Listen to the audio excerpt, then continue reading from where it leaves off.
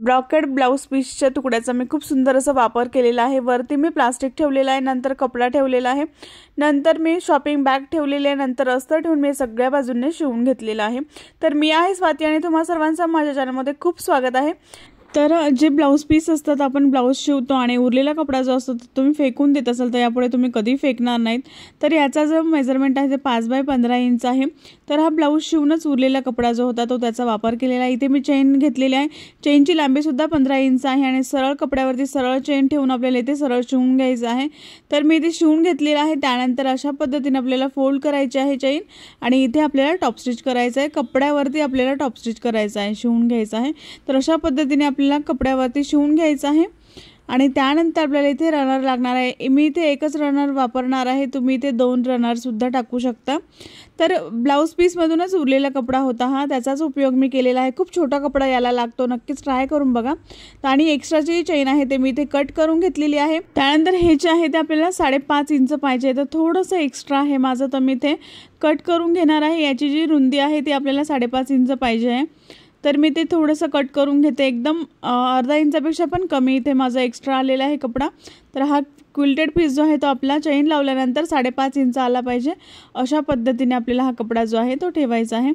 त्यानंतर हे माझा आता 5.5 इंच आलेला आहे। त्यानंतर आपल्याला याचा जो आहे तर दुसरा पीस लागणार आहे, त्याला सुद्धा मी वरती ट्रान्सपरंट शीट, नंतर कपडा, नंतर शॉपिंग बॅग लावून, नंतर अस्तर लावून मी सगळ्या बाजूने शिवून घेतलेला आहे। याचं मेजरमेंट जे आहे ते 5 बाय 15.5 इंच आहे। तर त्यानंतर याचा सेंटर आपल्याला इथे काढून घ्यायचा आहे, अशा पद्धतीने फोल्ड करायचा आहे। फोल्ड करून आपल्याला अशा पद्धतीने दोन्ही बाजूंचे सेंटर काढून घ्यायचे आहेत। तर अशा पद्धतीने मी कट करून घेतलेला आहे दोन्ही बाजून। त्यानंतर आपल्या चेन लावलेली होती त्या पीसचा सुद्धा आपल्याला सेंटर लावून काढून घ्यायचा आहे। तर अशा पद्धतीने आपल्याला साईडने फोल्ड करायचं आहे आणि दोन्ही बाजूंनी आपल्याला सेंटर काढून घ्यायचं आहे। ज्या पीसला आपण चेन लावलेली होती त्या पीसचा अशा पद्धतीने सेंटर काढायचा आहे साईडने। त्यानंतर आपल्याला हा पीस जो आहे तो इथे जो आहे तो अशा पद्धतीने उलटा ठेवायचा आहे, अशा मी सेंटर जो आहे तो मार्क करून घेतलेला आहे याचा। त्यानंतर याचा सुद्धा मी सेंटर मार्क करून घेतलेला आहे, कारण की दिसण्यासाठी पटकन दिसेल आपल्याला खडूने मार्क केलं तर खालच्या पीसचं सेंटर आणि वरच्या चैनीचं सेंटर आपल्याला एकावरती एक ठेवून आपल्याला इथे पिनअप करून घ्यायचं आहे। पिनअप व्यवस्थित करायचं आहे आणि अशा पद्धतीने उलटी बाजू जी आहे ते आतमध्ये आली पाहिजे पीसच्या, दोन्ही पीसची, आणि सरळ बाजूची ते बाहेर दिसली पाहिजे। तर दुसऱ्या सुद्धा साईडचा जो आहे तो सेंटरवरती सेंटर आपण असा ठेवून कपड्याचा इथे पिनअप करून घ्यायचा आहे आणि ते सरळ आपल्याला इथे शिवून घ्यायचं आहे। दोन्ही बाजूने असं सरळ आपल्याला इथे शिवून घ्यायचं आहे। तर दोन्ही बाजूंनी मी इथे शिवून घेतलेला आहे। त्यानंतर आपल्याला साईडचा जो पीस आहे तो अशा पद्धतीने आपल्याला शिवून घ्यायचा आहे। तर मशीनवर कसा शिवायचा तेही मी तुम्हाला दाखवणार आहे, कुठेही कमी जास्त होणार नाही, दोन्ही बाजू अशाच पद्धतीने आपल्याला शिवून घ्यायच्या आहेत। तर मशीनवरती आलो आहोत आपण। त्यानंतर इथे जे आहे तर अशा पद्धतीने जे आहे ते सुई आतमध्ये ठेवायची आहे आणि त्यानंतर आपल्याला अशा पद्धतीने जे आहे ते वळवून घ्यायचं आहे कपडा। त्यानंतर जिथे पण कोपरा येईल तिथे सुई आतमध्ये ठेवायची आहे मशीनची। त्यानंतर आहे तो दाबा जो आहे तो आपल्याला उचलून घ्यायचा आहे। त्यानंतर परत आपल्याला अशा पद्धतीने टर्न मारायचा आहे आणि त्यानंतर परत अशा पद्धतीने आपल्याला टर्न करून आपल्याला इथे शिवून घ्यायचं आहे। तर जेव्हा आपण टर्न करू तेव्हा कपडा जो आहे तो टर्न करू तेव्हा सुई जी आहे ती आतमध्येच असली पाहिजे कपड्याच्या, त्यामुळे सुई जी आहे ते हलणार नाही कपड्यापासून आणि आपला ऑर्गनायझर जे आहे ते व्यवस्थित आकाराने बनेल। तर अशा पद्धतीने आपल्याला जे आहे ते पीस जो आहे तो अशा पद्धतीने जॉईन करून घ्यायचा आहे। दोन्ही बाजू ज्या आहेत त्या जिथे जिथे कोपरा येईल तिथे तिथे अशा पद्धतीने जो आहे तो सुई जो आहे ती मशीनची कपड्याच्या आतमध्ये असली पाहिजे, त्यामुळे जो आहे आकार खूप सुंदर दिसतो। बघू शकता आकार किती छान तयार झालेला आहे। तर अशा पद्धतीने जे आहे ते मी हे ऑर्गनायझर सगळ्या बाजूंनी जे आहेत कोपरे जे आहेत ते मी ते कट करून घेणार आहे, ते जे आहे ते पाइपिंग करून घेणार आहे सगळ्या बाजूंनी। तर इथे मी पाइपिंग सुद्धा मी इथे करून घेतलेली आहे, बघू शकता तुम्ही व्यवस्थित अशी पाइपिंग करून घ्यायची आहे। जर तुम्ही पाइपिंग व्यवस्थित केली नाही तर हे व्यवस्थित दिसणार नाही, जर पाइपिंग छान केली तर दिसायलाही सुंदर दिसेल। बघू शकता किती छान फिनिशिंगने हे तयार झालेलं आहे। मध्ये तुम्हाला कुठेही रफ एजेस दिसणार नाहीत आणि बाहेर सुद्धा दिसणार नाहीत जर तुम्ही अशा पद्धतीने शिवलं तर। आता आपलं जे आहे ते बॉक्स तयार झालेला आहे, यामध्ये आपण छोटे छोटे पाऊच ठेवणार आहोत।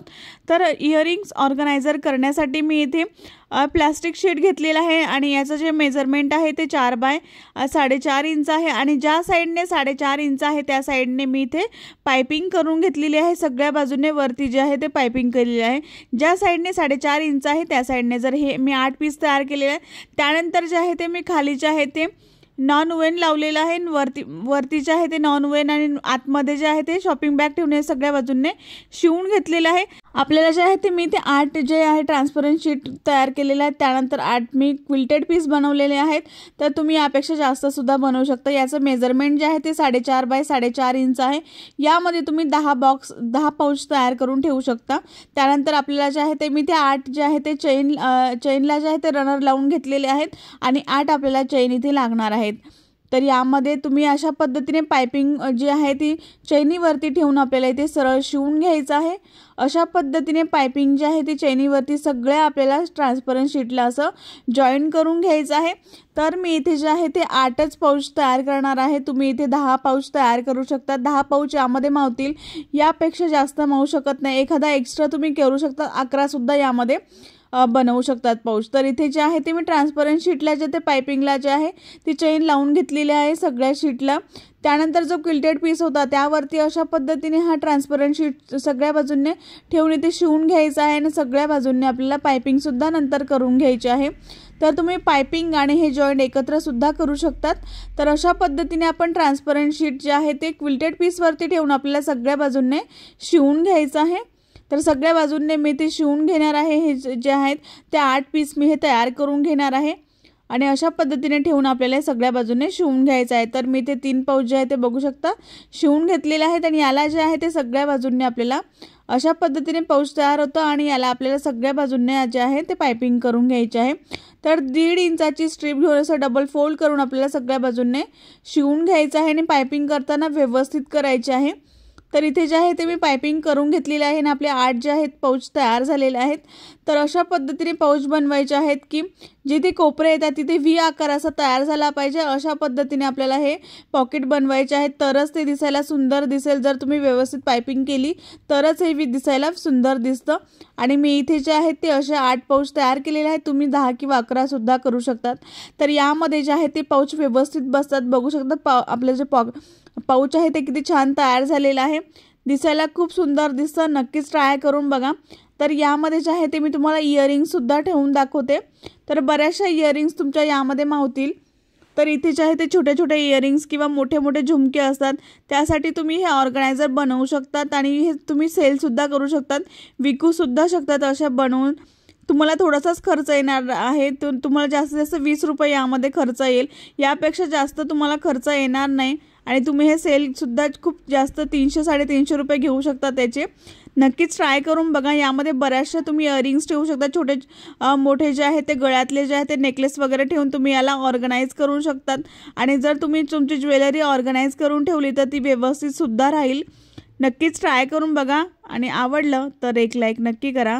बघू शकता किती सुंदर आपला ऑर्गनायझर जे आहे ते तयार झालेलं आहे। खूप सुंदर आहे, बनवायला खूप सोपं आहे, खूप कमी वेळेत तुम्ही याला बनवू शकता। आणि जे आपलं ब्लाऊज शिवून उरलेला कपडा होता त्याच कपड्याचं मी बनवलेलं आहे। फक्त मी चैन आणि रनरच विकत आणलेले आहेत, ते पण तुम्हाला 5-10 रुपयाचे मिळून जातील आणि 12 रुपये डझन वगैरे असं तुम्हाला जे आहे ते रनर जे आहे ते मिळेल आणि चैन जे आहे ते 3 रुपये किंवा 5 रुपये मीटर तुम्हाला मिळू शकते। आणि हे जे आहे ते खूप कमी खर्चात आपण घरीच बनवू शकतो वस्तू। तर इथे मी मध्ये शॉपिंग बॅग लावलेली आहे, तुम्ही पण शॉपिंग बॅग लावू शकता। आपल्याकडे शॉपिंग बॅग बऱ्याच असतात आणि आपल्या इयरिंग्स ठेवण्यासाठी आपण हा बॉक्स जो आहे तो तयार केलेला आहे। जर आपण आपली ज्वेलरी जी आहे ती व्यवस्थित ऑर्गनाइज करून ठेवली तर आपल्याला पटकन सापडते सुद्धा आणि आपल्याला जास्त शोधावे लागत नाही। आणि जर आपण आणि ती ज्वेलरी जी आहे ती व्यवस्थित राहते सुद्धा। आपली खूप महागडी ज्वेलरी असतात आपली आणि ते आपण अशाच ठेवून देतो, तर त्याला तुम्ही असं ऑर्गनाइज करून ठेवा, तुमची ज्वेलरी खराबही होणार नाही आणि छान अशी ऑर्गनाइज राहील, दिसायलाही सुंदर दिसतं, बनवायलाही खूप सोपं आहे। नक्कीच ट्राय करून बघा। आणि तुम्हाला हा व्हिडिओ आवडला असेल तर एक लाईक नक्की करा, शेअर करा आणि सबस्क्राइब करायला विसरू नका। नेक्स्ट व्हिडिओमध्ये भेटू, तोपर्यंत बाय बाय।